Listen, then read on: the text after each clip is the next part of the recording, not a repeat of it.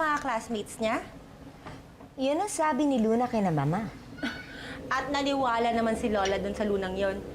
Eh, si Andoy lang naman nakaklose nun ah.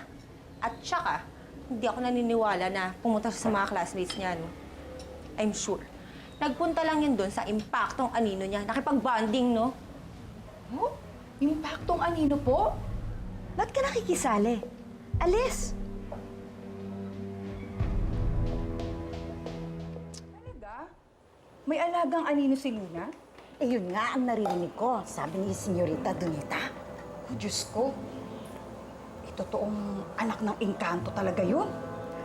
Hindi totoo yan! Huwag kayo masyado nagpapaniwala dyan kay Donita. Ang batang yan, ubod yan ang... Ubod ng ano? Ha? Noemi? Sige nga, ituloy mo sasabihin mo nang makarating kay Senyorita Alice. Tuloy mo lang.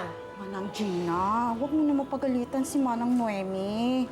Sa totoo lang nan-word ako sa mga amo natin. Sa dami-dami nilang tinatago. 2 years na ako dito Wala pa rin akong alam tungkol sa kanila.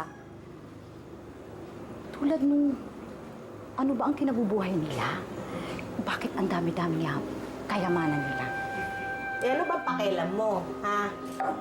Hindi na sila kailangang magtrabaho dahil ubod na sila ng yaman. Kaya tigilan niyo na yung pag-iisip ninyo, ha? Dahil walang nililihim sa ating amo natin. Akala mo, kagagaling ng buhay kung mag-chismis. Ah, anong tinitingin-tingin niyo dyan? Ikaw, chismis ka ng chismis, paliguan mo yung mga aso sa baba. Nang gigitata na yun, ano?